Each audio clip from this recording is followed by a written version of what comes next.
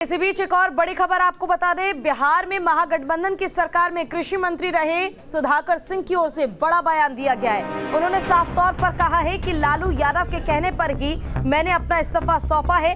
बिहार की महागठबंधन सरकार में कृषि मंत्री रहे सुधाकर सिंह ने कहा है कि उन्होंने आरजेडी सुप्रीमो लालू प्रसाद यादव के कहने पर कैबिनेट से इस्तीफा दिया।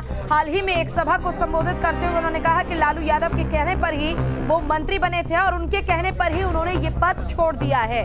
ज्यादा जानकारी के लिए हमारे साथ हमारे संवाददाता विकास जुड़ गए। विकास, लगातार हम देख रहे हैं बयानबाजी का और तंज कसने का दौर जो है वो थमने का नाम नहीं ले रहा है। आखिर बगावत के सुर इतने ज्यादा मजबूत अब क्यों हो रहे हैं? पहले ये आवाज क्यों नहीं उठाई गई?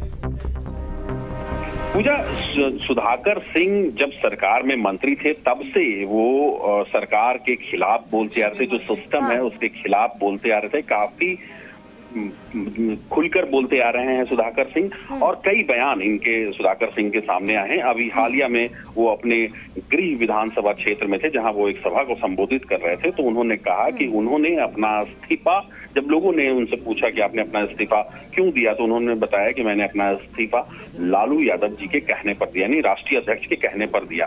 तो फिर इस बयान को लेकर एक बार फिर सरकार अपने ही गठबंधन के बीच, गठबंधन के साथियों के बीच घमासान मचा हुआ है। जेडीयू आरजेडी के बीच एक दूसरे पर इस तरीके से आरोप प्रत्यारोप का जो दौर है, आप छिटपुट तरीके से नेता एक दूसरे पर लगाते आ रहे हैं। लेकिन सुधाकर सिंह जैसे मंत्री जो कैबिनेट मंत्री रहे हैं, उनका बयान खुद सिस्टम को लेकर देना, अपने विभाग को लेकर देना, सरकार में सरकारी चीजों, सरकारी व्यवस्था को लेकर देना, कहीं ना कहीं उनके ही सरकार को कटघरे में खड़ा कर रहा था। तो लिहाजा इस बात का अंदाजा लगाया जा सकता है कि लालू यादव राष्ट्रीय अध्यक्ष आरजेडी के, उन्होंने उनको कहा हुआ कि आप इस्तीफा दे दीजिए और इस बात की जानकारी उन्होंने एक मंच के जरिए भी लोगों को दी। जी पूजा।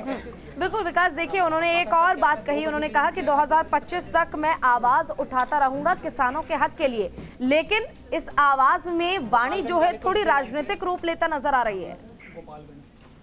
निश्चित तौर पर क्योंकि वो विधायक चुने गए हैं और 2025 तक सुधाकर सिंह विधायक हैं, और उन्होंने कहा कि जिस लहजे और जिस तरीके से वो सिस्टम का विरोध करते आ रहे हैं, जो सिस्टम में लैप्सेस है उसका विरोध करते आ रहे हैं, उसी लहजे और उसी तरीके से वो 2025 तक करते रहेंगे, चाहे सरकार उनकी ही क्यों ना हो। तो निश्चित तौर पर बगावती तेवर सुधाकर सिंह का उस मंच से दिखा जहां वो अपने विधानसभा में लोगों को संबोधित कर रहे थे।